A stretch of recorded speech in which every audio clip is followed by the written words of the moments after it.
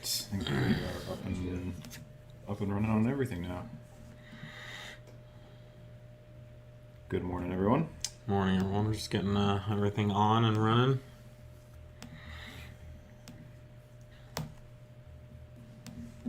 Much button clicking. Yep. All right. I think we're Instagram. Yep, we're good. All right. Welcome, everyone, to the 034 Motorsport 0BS live chat. I'm Javad Shadzi, and this is Nate Stewart. Thank you for joining us to discuss all things 034.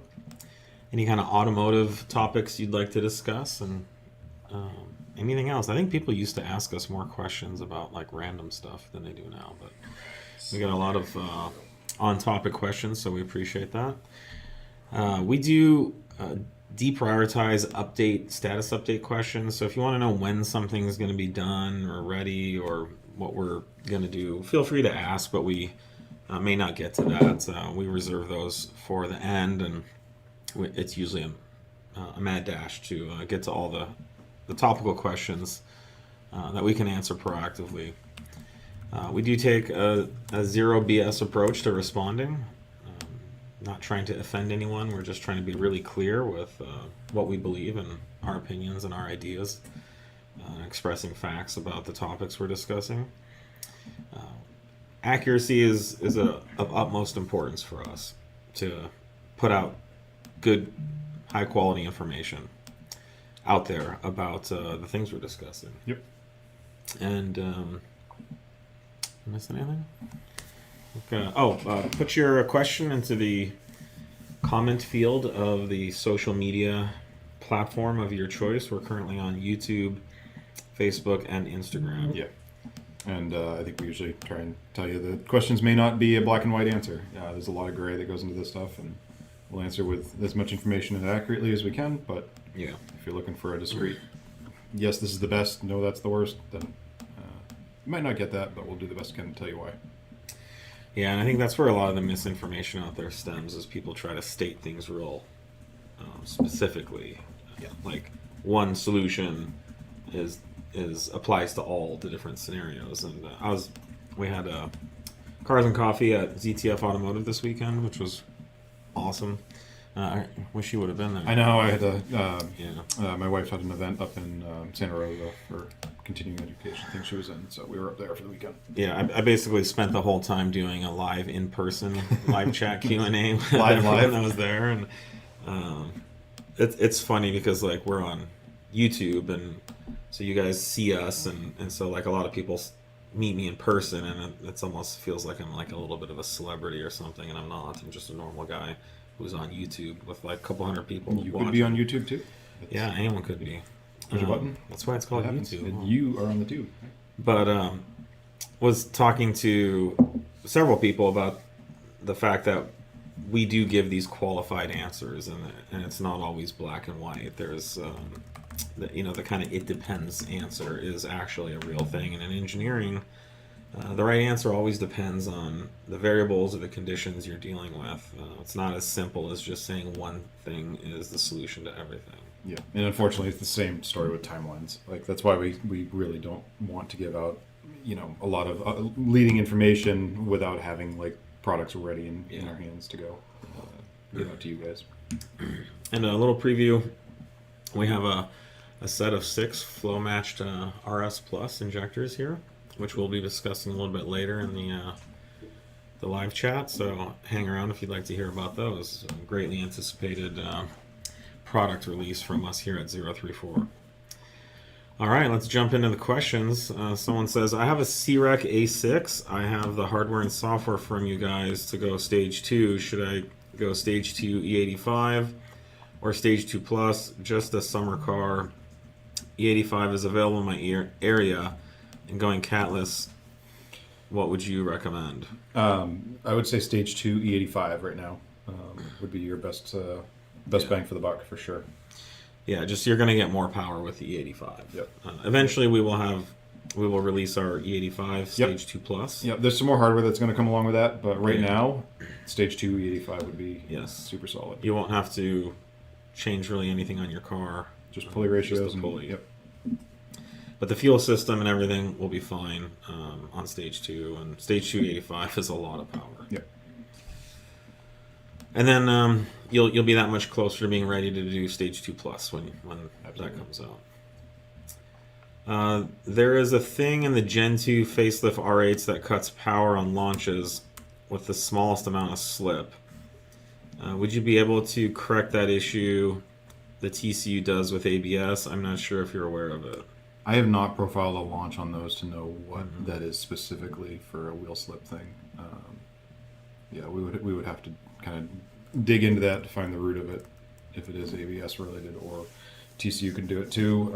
We run into, I don't know, it's not really a power cut, but it's a short shift effect that'll happen on a number of transmissions where if it gets a bunch of slip or even a little bit of slip, your rate of change on the RPM dramatically spikes, and the TCU then kind of goes into a mathematically based panic mode and says, "Oh, I need to shift now," and will instigate a shift, 1,000 or 1,500 RPM sooner than it actually needs to. That's certainly something we've seen before, but I haven't. Yeah, on the Gen 2 RAs, I don't think I've profiled that specifically. We used to launch the crap out of our 1.5, which had effectively the Gen 2 TCU, and I don't recall ever seeing that either. So yeah, I need to spend some time on it. We need to look at that. What's your take on a reverse staggered wheel setup on the Mk8 GTI Golf R? Would it damage the drivetrain? Reverse staggered. So is that Wider like in the is that front. like the OEM where like an RS3 setup where it's wider in the front? So, Yeah, it won't damage the drivetrain as long as your rolling diameters are what they should be. yeah. I'm not big on it. I think it's really nice to have 4 of the same size tires on a car, just so you can rotate the tires like on a street setup. I think if you're really looking for every last ounce of grip, then it could be something to consider, like a compromise. You're going to be investing more time and energy and money in replacing tires and things like that.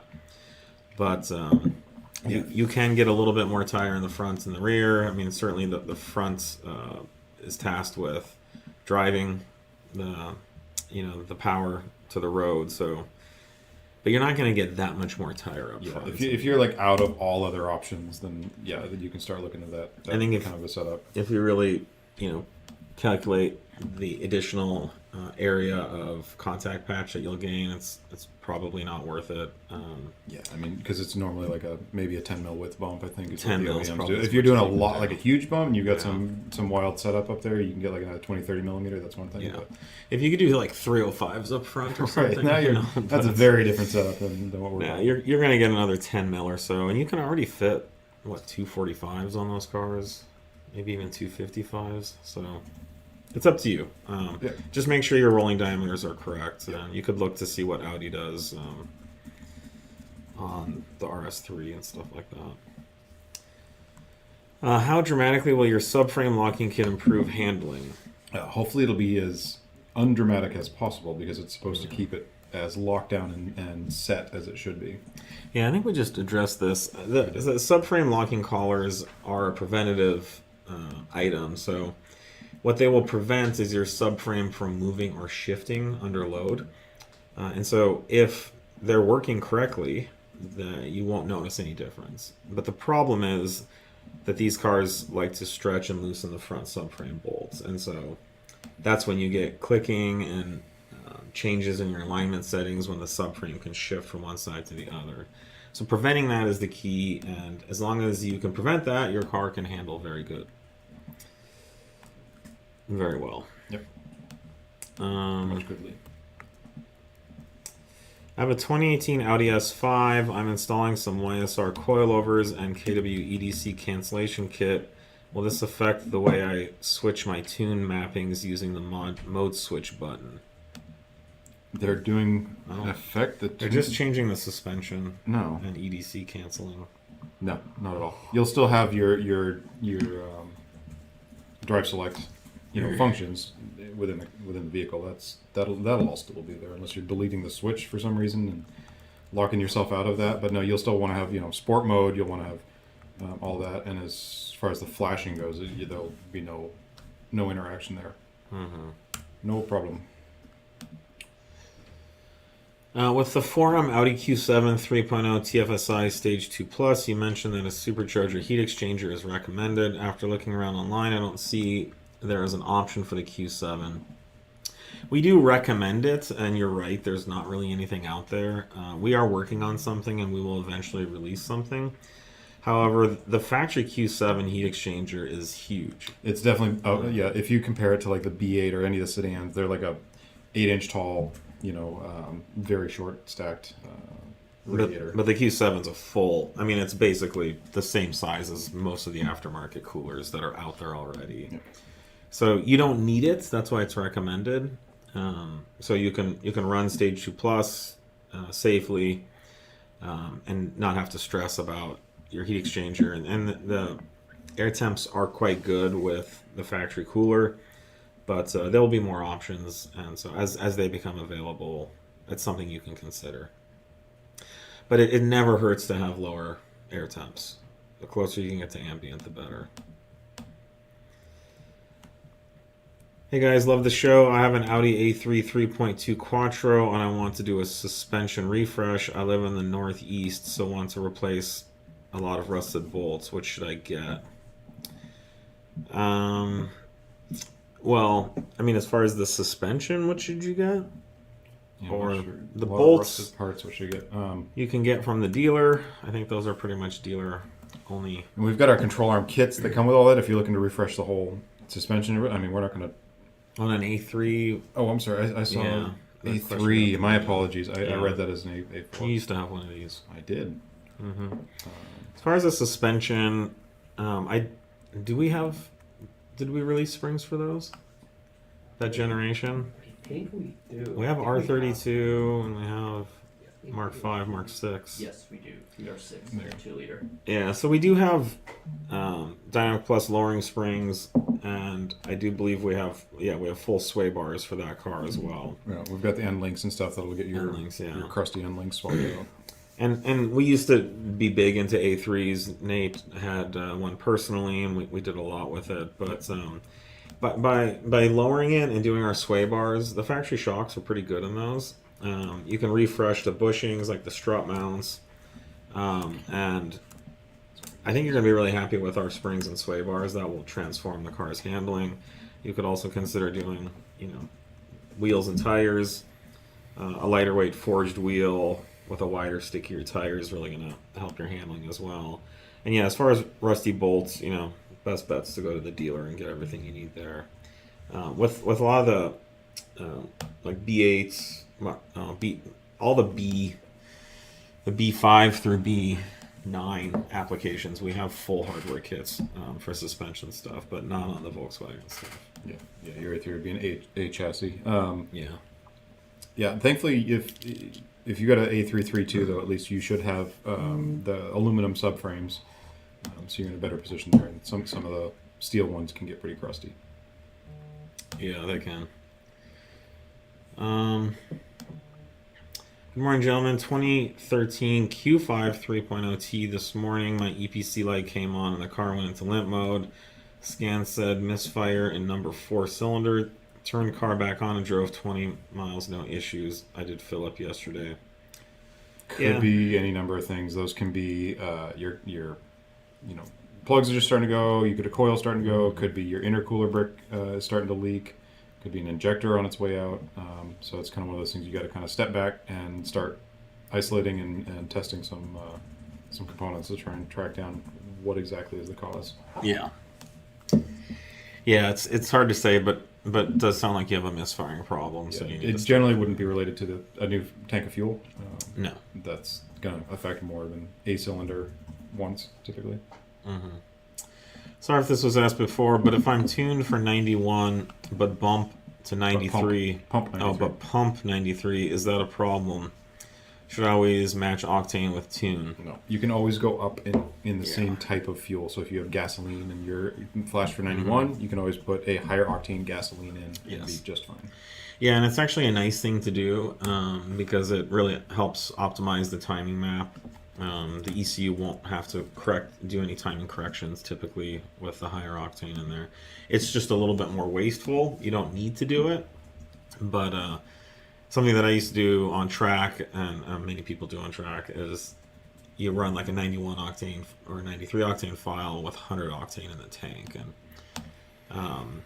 I remember I used to do that quite a bit with my 996 turbo, and that thing would just run so mint on 100. It just loved it. So it is something you can do if you want to optimize the performance. You definitely cannot go the other way. No, only up. Yes. What do you guys recommend for supporting mods with your Stage 2 ECU on a 2017 Audi A4 B9? It is all listed, as there. boring as it is to say. We do spec everything that we recommend and require for the given stages on those. Top of my head, it's going to be intercooler intake. And cat. That's a required mod. Recommend. Yeah. Intercooler and intake are going to be big ones on that. Yeah. Fuel pump, high pressure fuel pump. We've got the 2 liter or the upgrade kit for those. So it'd be the 2+ setup. Someone asked, do you ship to Saudi Arabia? We do. We ship everywhere in the world that we can ship to. I don't know if we can ship to Russia right now. And we couldn't ship to Israel for a while because of the war. But yes, we ship using FedEx, DHL, to any countries they ship to, we ship there. And I don't know how many dealers are off the top of my head that we have in Saudi Arabia, but ordering from us internationally is very easy. You just place an order on a website, put in your payment of your choice, and the shipment will typically arrive, within days or a week or so, depending on customs and stuff like that. We have some regions we'll send you through a dealer if there's a strong dealer in your area, but for the most part we can set you up directly. I'm using a Walbro 450 brushed pump in my full bolt-on B8 S4. It's getting all the low pressure fuel now. What would I want to do to get some more power out of it? I would want to see what all of your low pressure is first. The 450 is not a huge pump on those, so yeah, I'd be surprised if it's just. I want to say the last time I tested a 450, it was equivalent to a healthy stock pump on those. But we can look at your logs and see where you're at. It could just be that you're in a position now to be ready for some bigger mods that are coming. But just having a higher low pressure supply with a DI only car is not going to get you a dramatic gain on the DI side, generally from what we've seen. But good to have sufficient fuel pressure. Do you think the B9 RS5 will ever see Pure700 support, or will TT720 be our only option? This hasn't come up in a long time. We are not actively working on a Pure700 solution. I can't think of the last time we were asked. Yeah, the 720s are really good. And we're now working on an even bigger, better option. A bigger and better, if you want bigger, option from TTE. So I think right now our focus is on supporting the TT720 with RS Plus, injectors, and the next bigger size TTE option on the horizon. I think if there was overwhelming market demand for the Pure 700s, we would absolutely have done it. We're just not seeing that. So, but your question has brought it up, and maybe we'll have a quick talk about it to see.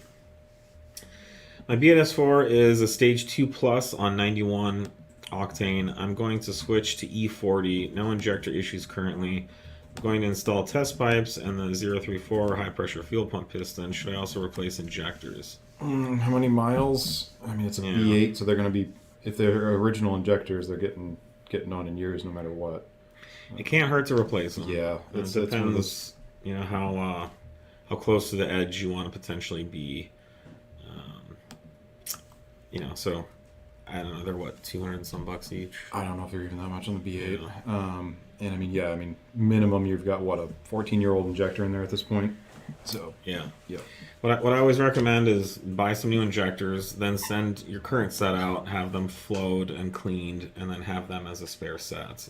It won't prevent them from failing from just being old, but at least they'll be clean and nice, and somewhat verified. Does the CREC Clutch Delete improve throttle response? Yes, absolutely. Yep. And it's not necessarily throttle response that improves. It improves the throttle response function by connecting the supercharger to the engine more quickly.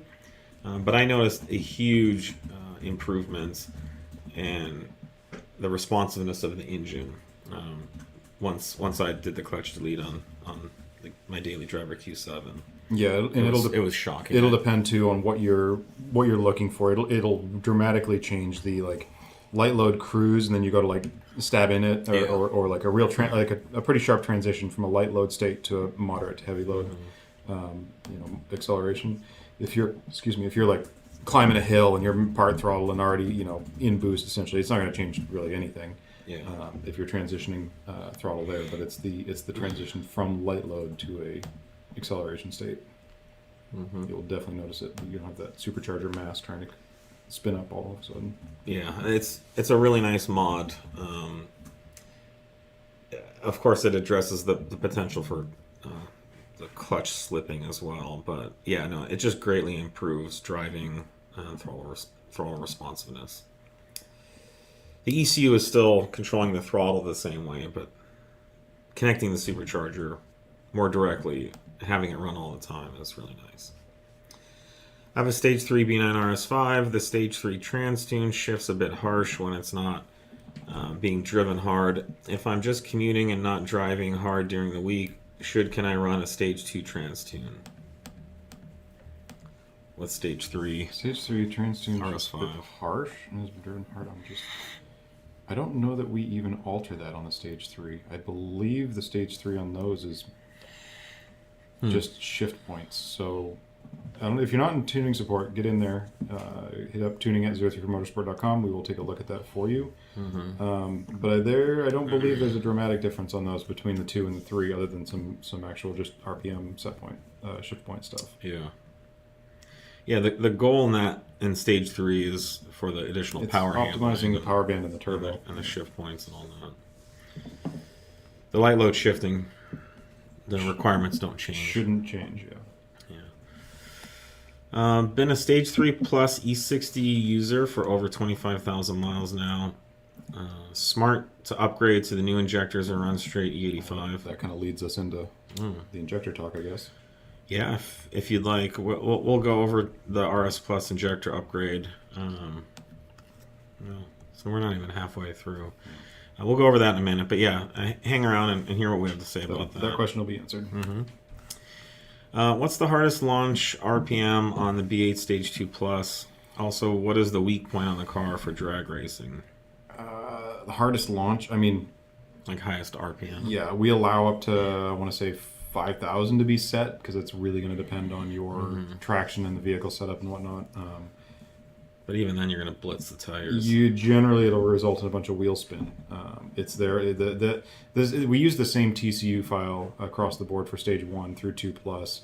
It supports a myriad of different builds and combinations. So Stage 1 guys generally will need to launch at a much higher RPM than like a full E40 2 Plus guy that's got a really optimized setup.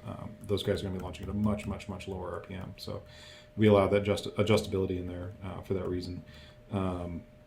Hardest launch, yeah, again, that's going to come down to your track prep or your surface prep, what your vehicle setup is. You can sit on the street with cold, hard tires and launch at any RPM and get a fraction of the load on the driveline that you would at a prepped dragway. So that's a difficult question to answer. Weak point on the car, they're pretty robust. I've seen a guy that went like full send at a drag, like a really sticky drag prep that hopped the car actually off the line at like a massively high RPM and cracked it was like a center diff housing or something. It was a housing in the transmission, but that's like That's pretty rare. yeah, example of one. They're pretty solid just because that motor's And not I've- putting out a lot of torque. I've tried my damnedest to blow mine up every which way, doing all kinds of launch testing when we were developing the Climax tune, like launching wheels turn up a hill on preps, or like I was doing everything I could to blow mine up, and it's going as strong as ever. So. No, they're good. They don't have problems with axles or Yeah, the DSGs in those cars. Mech issues. they've got Meki, but that's nothing related to like a No. power or a strength issue. It's literally like a circuit board failure, or there's a little ribbon cable that fails, or a sensor that fails. So it's a bunch You're of just silly getting into like failures. issues Yeah. with the platform, but no, they're great drag racing. If you want to go out and run like mid to high tens all day long, it's a great platform to do it on. Stage 3 B9 SQ5. Can you run 100 octane on a 93 file? Dang, we got all the octane uppers here. Yes, Absolutely. That's a great idea. Yeah. If you don't mind spending the money on 100 octane, the car is going to run really nice. yes. You can scroll back about 10, 15 minutes in our conversation today, and we went over this already. Yep. It's like training for a backpacking trip, but then not taking a backpack with you. It's going to be You go. much easier. B9 S5, after going catless 034 and stage 2 file, the car is super vibrating and weird sound and shifting only when cold. Later, the weird rattle sound goes away. Suggests if this is normal. Not normal. I would take a look at the install. It sounds like there's either a heat shield bent or something, or there's some mechanical contact. Yeah, I mean, but the car may sound a lot different, especially Certainly with the test pipes. There's no cold start on those. It depends on the file. We have a number that have cold If there's a start cold start, I enabled, could see that that that'll causing change the feel of it for sure. the sound and feel. Maybe a little bit of vibration, but not super vibrating. Yeah, it's tough with these subjective questions. I don't know about weird shifting. So you could always do some logs, check if you have any codes. You can reach out to tuning support. Mm-hmm. I've been talking with Tej about my TE 710 no boost issue, and he is saying I absolutely must go through TTE to get it resolved. Can I get this escalated since it's been an ongoing issue? I don't know the details here. If you do have a problem with the TTE turbo as far as getting that warranted, we do recommend talking to TTE. If you really need help with that, we're always here to help. But I know TTE has great service, and they have helped a number of our customers who've had issues with their turbos. Very rare when it happens. But I don't know the details as far as... where he's at in that process. Yeah, so keep talking to support. If it needs to be escalated, the support process. Yeah, is and the I mean, place to do we it. generally will talk to the TT about stuff like this, but there's again typically nothing we can do to speed up that process if TT needs some information from you or needs a turbo to look at or something like that. We're just going to be a middleman in that case. We can't do anything to force that through the process. And also be interesting to know, like, have you observed an actual failure with the turbos? Is there, are they not spinning? Is the compressor wheel broken? Their shaft broken? Or I don't know. What would cause the turbo to have no boost is pretty extreme failure. Yeah, without having the details here. Yeah. Questions are a little light today. We're getting caught up. If you have a question, put it in. This is a good day to ask. We're just got to get some more from the streams here. Okay. Is the Gen 2 EA 888 as cursed as they say, approaching 200,000 kilometers, and I don't see the best feedback about this thing going long term, but I don't want to let go. Sell now and go Gen 3, Stage 2, tuned for the last 100,000 kilometers. So far, so good. They're not that bad. I don't think they're cursed. No, they've got some weak points. If you're going to be tracking the car, you'll want to have. So this is like what? Like TSI, like the Mark 6 era. Yeah. No, the PQ35. Those are good motors. You just got to be careful what you read online. You only hear about the bad stuff, and you may have seen all the horror stories from a 0.1% of all the cars out there. Of course, online, the internet does a good job of aggregating all the negative of everything. You know, if you go online, you'd think that the world is falling apart in war and violence, and Yep. it's not. You're just hearing about every little violent thing. Yep. Yep. And every platform is going to have its little nuances here and there. We went over this before. The MQB, the Gen 3 motor has, you know, breather plate struggles, and it has some other, you know, the clutches that don't really hold up. If it's a manual, you need to get that upgraded. There's every platform is going to have its own, you know, touch points here and there that you're going to have to look at. But no, Gen 2, if it's in good shape, if it's running well, doing what you want, and you love it, hang on to it. You know, do the maintenance. That's another one we're going to say injectors are a great idea on those as a maintenance item. That is one of the Achilles heels on those. But no, so just maintain it and give it to her. Question 2: has that not been released? No, we don't currently have. He's asking for a Res X for Mark 8 and 8Y. We don't have those yet. No, I understand what he's asking. I thought we already had something for that. B9.5 SQ5, trying to determine if I stay at stage 1 plus with all stage 2 supporting mods like intercooler and intake, rather than dropping the high flow cat in for stage 2 plus. I've heard high flow cat might introduce a rasp. It will definitely change the exhaust tone. Yeah, it does make the exhaust louder. We commonly recommend, if you've watched of the benefits of stage 1 plus, it's a good option to get most of the power of stage 2 without changing out the factory cat. So it is a good option. You will gain a little bit more power with stage 2, but a lot of the benefit is in the stage 1 plus jump. So I strongly recommend doing that. The high flow cat will, I don't know if it's an offensive rasp, but it does make the exhaust louder. And in the past, I've thought it sounded good. I thought it was a good sounding rasp, but or a good sounding change in exhaust note. I didn't necessarily feel like it was a rasp, but Yeah. But yeah, 1 plus is great. You can always do stage 2 later, but 1 plus I strongly recommend. Someone's asking if we're doing a resonator delete for the AY S3 and Mark 8. We definitely are. I don't know. It's an update question, so I don't, off the top of my head, I don't know where that's at, but that will be coming. Mark, write that down.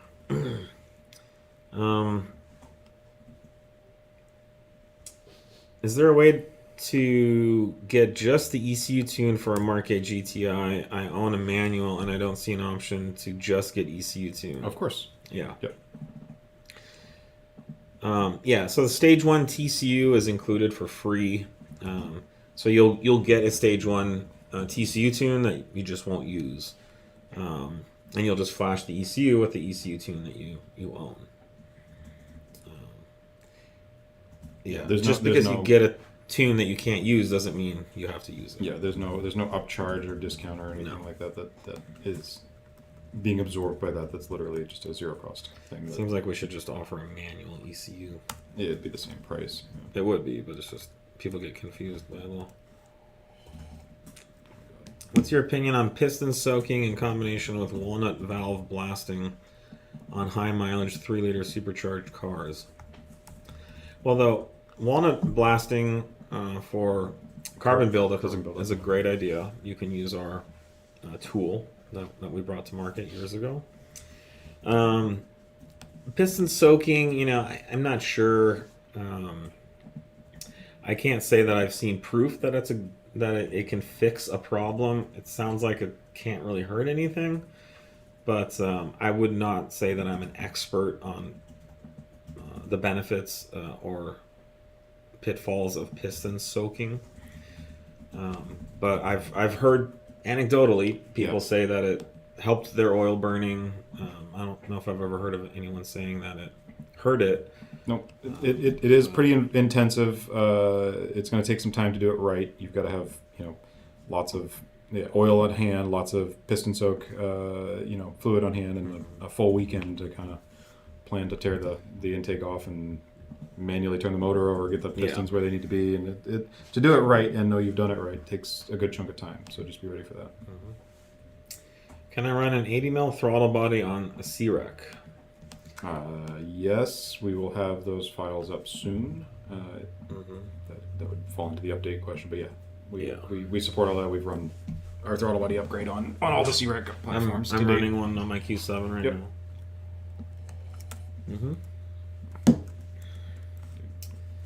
Our document is struggling today.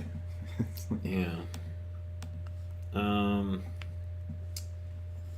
one we did. The one above one is a question we can hit. Oh, what sort of risk will the 4M Audi Q7 3-liter Stage 2+ tune pose to the cats? I know a lot of guys roasted them on the older 3.0T, and it has me worried. Yeah, that's a very different catalyst element and build in those things. We have not seen the same kind of issues yet on those. No problems on my car. They have another, I don't know what you'd call it, almost a turbulator in front of the catalyst on those that I think helps divert some of the flame front, you could say, from the ports coming down the line.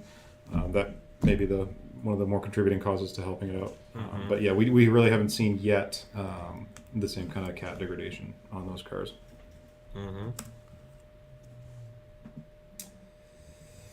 Hello folks, first time tuning in live. Thank you for all the information you guys put out. You're welcome. Nice to know it's appreciated. We're happy to do it. This document is busted. Yeah, what's going on? It will not assign a number to the top one here. For amateur track enthusiasts, is there a budget-friendly data telemetry logging you guys recommend that includes brakes, ABS? That's really going to depend on your platform. We do almost all of our telemetry directly through our app for a given platform. The ECU has actually a very healthy amount of that data that is sent to it, and it is using anyway. So we will set up data logging profiles for that are track specific to capture a lot of that. Somebody just chimed in here. It's a Mark 7 Golf. Yeah, a lot of that is in the stock ECU. We have very fast logging for that ECU already, and we can capture. If you're looking for things like brake pressure, steering angle, yaw, and lateral G, all your driver inputs, all that's in there. Trans temps, oil, a bunch of other temperatures you might be interested in can generally be added. So that kind of stuff we can certainly, if you're on our platform, help you get set up with a nice little track logging group, and you get all kinds of info literally just through your phone, through your app. Yeah. So that's the way to go. As far as aftermarket stuff, there's a number of dashes and stuff out there that these days that'll do it.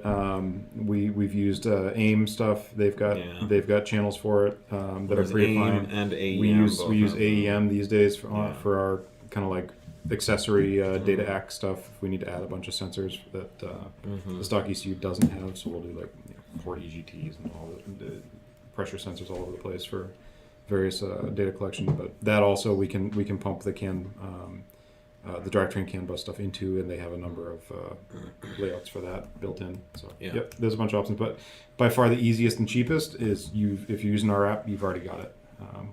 We can get you set up with all kinds of info there. Daily driven B9 S5 Coupe 034 Stage 1 ECU and Stage 2 TCU need upper and lower control arms. I do not track the car, but what would you suggest? I would suggest our density lower control arms and our adjustable upper arms to help you dial in some negative camber, which it always blows me away at how much better the car handles with some negative camber, especially in the fronts. Just this last week on my Q7, I'm testing a new product, and so I was running about -1 degree, and I just dial it up to -1.5, and even that, just half a degree, has me like loving the way the car is driving and handling again. So you don't need that for the track specifically, but that additional camber in the front is going to give you just more grip, better turn in, better response, the car is just going to feel more solid. So I recommend that as a really great setup. We have full kits on our website for your car specifically. Pedro's Mark 7 says, the Cars and Coffee at your guys' headquarters was my first meet of any kind, and seeing your production Mk8 GTI and B9 SQ5 was awesome. Appreciate you coming. Glad you enjoyed it. It was a really fun event. There was lots of donuts too. Oh yeah, dang, I missed it. So many donuts. I think one of the kids ate like 10. Oh god. It's like, what clutch disc did you find that works best with the B8 S4 manual trans? I went with JNHM Stage 3, and it only lasted 30,000 miles. Yeah, we do currently offer the Sax Performance clutches, which are on our website. I also, and I don't know, nothing bad to say about JHM. I don't have a lot of experience with their clutches, but I believe they should be good, reputable products. 30,000 miles is not a lot. The clutches are kind of complicated, so I would need to know more about why it didn't last. Certainly what you were doing with the car, how you were driving it, but how the clutch disc broke in on the flywheel is going to have a lot to do with it. And then there's what compound was it? What material was it? Some clutch discs compromise longevity for higher coefficient of friction. So there's a lot there to evaluate why a clutch would only last 30,000 miles. So for example, when it comes to materials, like the factory clutch disc is designed for very long life, and that's what we typically refer to as an organic material, which is various adhesives and fibers, pressed together and glued together, and it creates a long-lasting material. The compromise, which there always is in engineering, is that it doesn't hold as much torque, so it has a lower coefficient of friction, and it doesn't deal with heat real well. Yeah, so they can get cooked. If there's any kind of slipping or high performance speed shifting or needing to hold lots of power and torque, the organic disc will not last. And this is very similar to brake pads, right? You could have really long life brake pads, but they're not going to offer the best braking performance, and they're going to melt the second that you start driving the car real hard. So it's the same thing with clutches.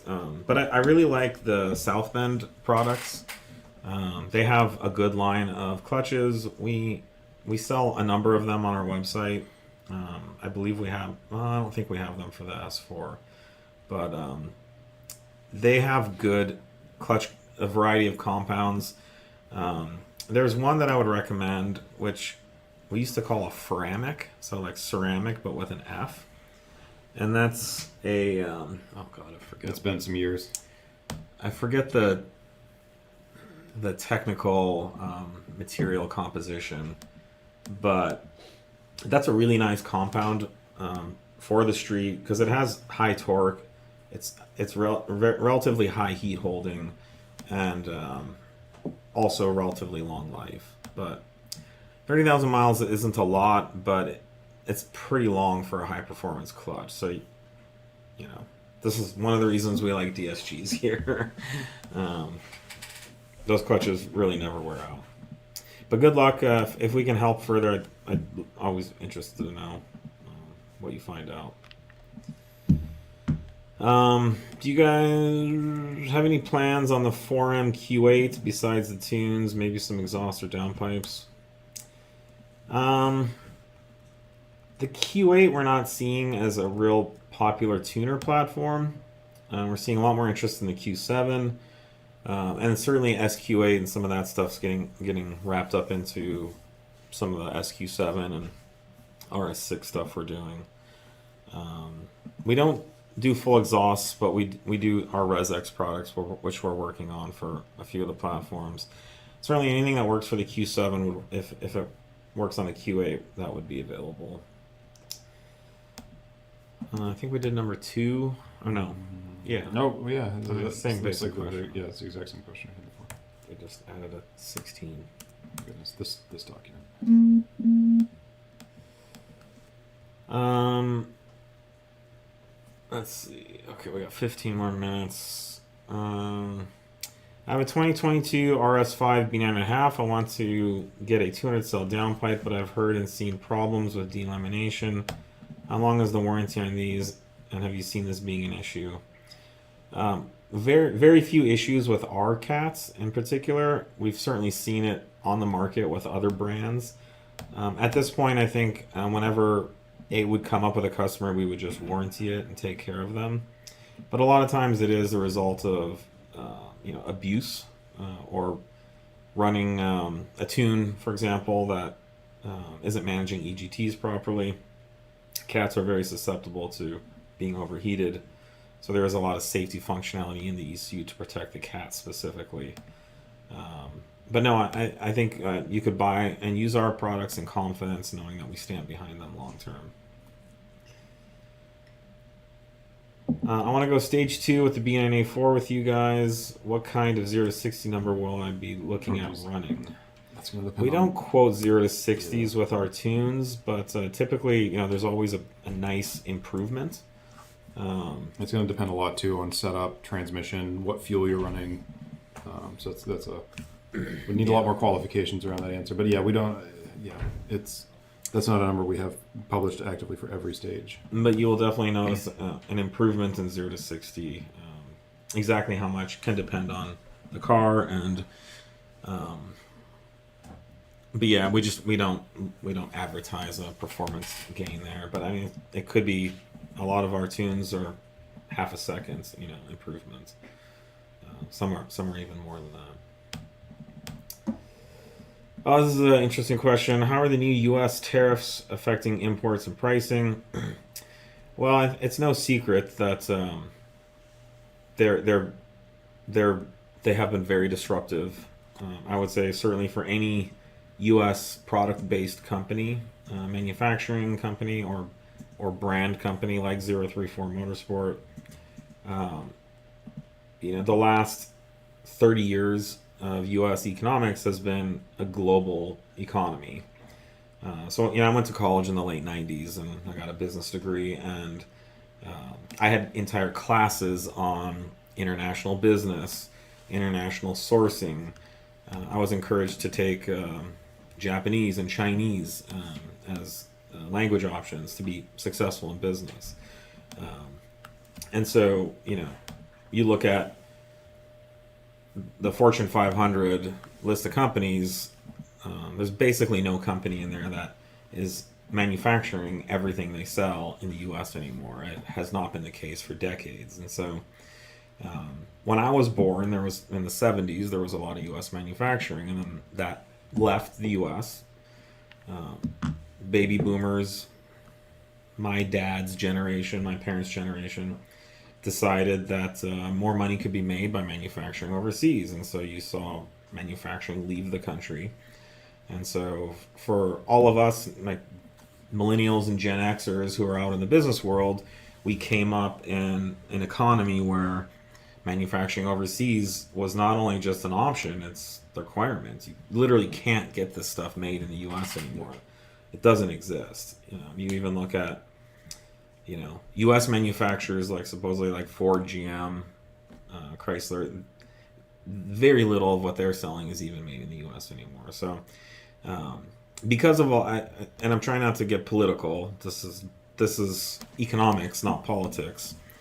But the tariffs coming at the way they have in the timing that they've come is very disruptive for every U.S. manufacturer. And so, there's maybe one or two companies in the Volkswagen Audi aftermarket that are trying to say that they're not being affected by it, which honestly is not true.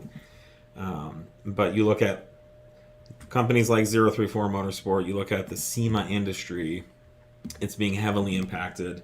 In some cases, having our prices double overnight. So if we paid $1 for something in January, we could be paying over $2 for that same thing now. Not to mention, we were selling it for much less than $2 before. So now we're paying more than what we sell it for in order to bring these products in stock. So As a result, you're going to see broad-based price increases. We're already seeing it. We at 034 have had to raise our prices to accommodate this, and it is disruptive and difficult, and I think everyone's dealing with it. I can only imagine what some of the other companies in the industry are doing. We're working to minimize it by optimizing our supply chain efforts and strategy. But not everyone will be able to do that, so it'll be interesting to see how this plays out. I do think there'll be some pretty big negative impacts. And keep in mind, we source the majority of our products from the U.S. still, even with all that. And we're seeing price increases from every U.S. company because the way these tariffs hit, at some point down the line, every material and every product is impacted by the international market, because this is the world we've all grown up in. So we are seeing broad-based price increases on from all of our U.S. suppliers as well. So it's just waiting and seeing how it all goes, hoping that a lot of it backs off. But unfortunately, the U.S. government really needs this money.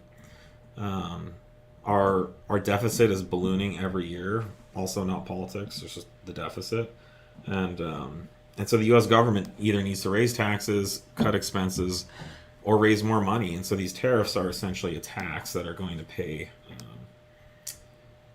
for the debts that the U.S. government has. So I think as of now, it's like 23 trillion. It's something insane. It's all on a shelf somewhere. It's gone up like 5 trillion this year. Just since January. So and the U.S. government's bringing in hundreds of billions of dollars, through these additional tariff expenses. So I don't see them going away. The money is needed by the government. So, all right. Well, I hope it's not impacting you and your job out there, but I do think it's something to keep an eye on. There are very few, I think, industries that aren't impacted at this point. Yeah. All right, Need for Built is asking, what are those big boy injectors? Well, let's jump on that before we run out of time here. So this is our much anticipated RS Plus big injector release. This is now live on our website and for sale.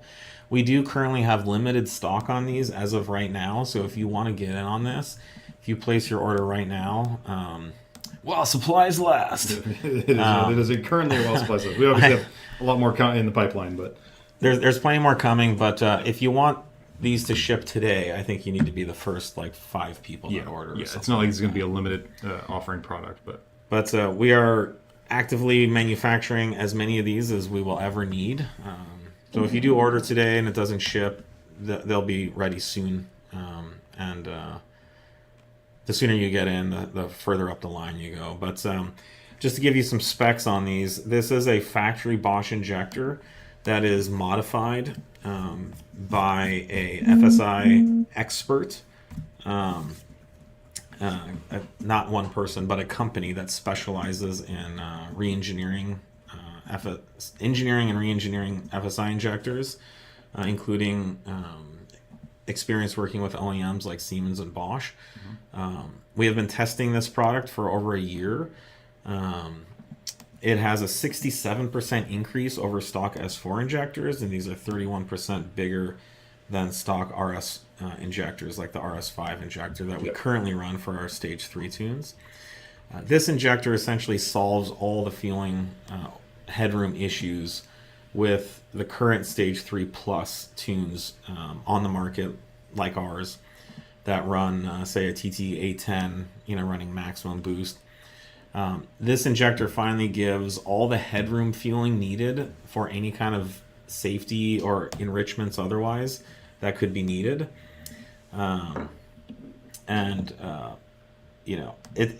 It's going to allow the full potential from the fuel system and from the turbocharger, assuming the engine can deal with the power and torque.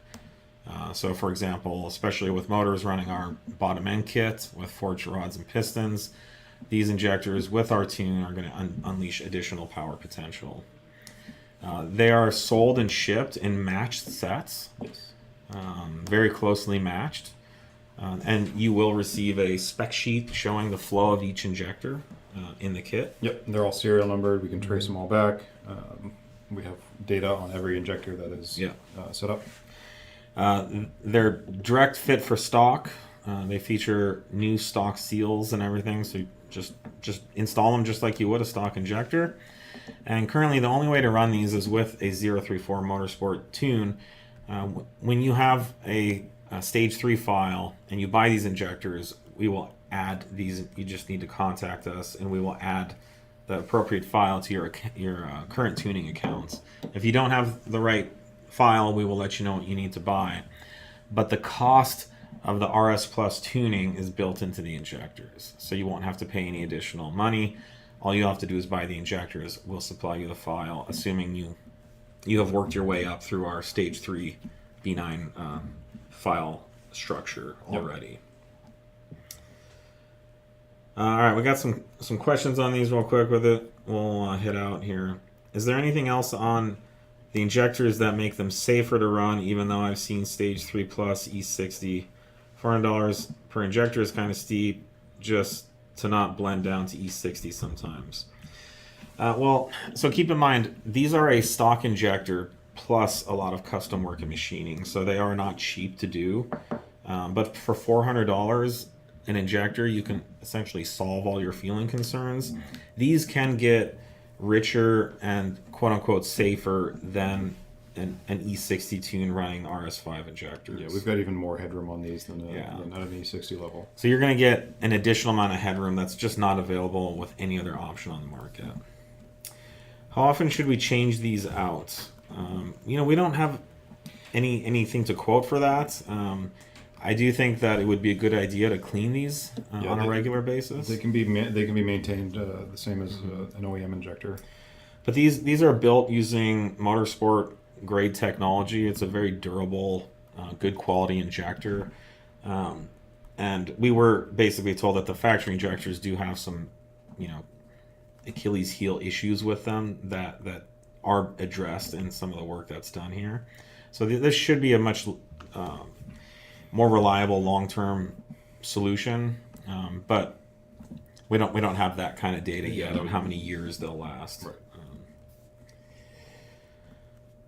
Is a high pressure fuel pump already maxed, and will the RS Plus injectors accomplish? So yeah, if the high pressure pump's already maxed out, what will these accomplish?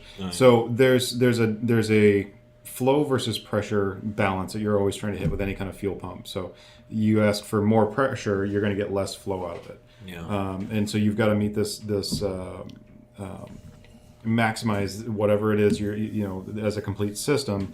So on the stock side, we've got to run a certain amount of pressure to get the injection window down small enough so that we can optimize the amount of flow we can get out of the stock injector, and that's generally going to mean running as much pressure as we can to that injector, essentially for these examples. When you open up that nozzle 30% more or whatever, 67% more from stock, all of a sudden you've got a lot more control over how much fuel you can give, with a much smaller pulse width than the injector.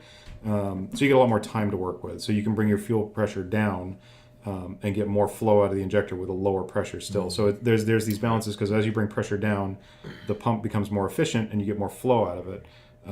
So there's all these interactions that you kind of have to balance that'll get you more fuel at lower fuel pressure, which seems counterintuitive, but it's because your pump is, again, able to flow more at that lower pressure. So. Yeah, and to be clear, you do need to run our high pressure fuel pump with these you still need all the supporting mods they we work already have. together. Yep. Yeah. So the high pressure fuel pump is still a factor. It's a factor in the system to deliver the flow and performance of these injectors. Yep. You still, the way the fuel system works is you need more volume in the high pressure and the low pressure. So yeah, it's but like Nate said, by having more volume, you can bring the pressure down and get more flow. Excited to see what these new injectors do for the Stage 3 people. Planning to buy them after winter. Will there also be 93 files for them? Yep.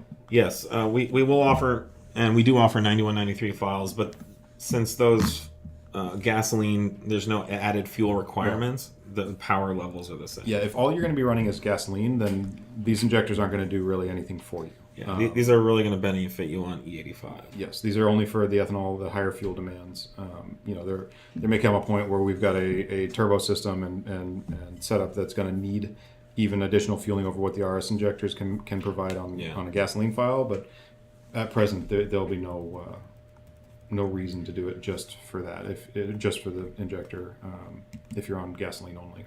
And someone says, are you able to modify my current RS5 injectors? The answer is no. These are built with brand new injectors.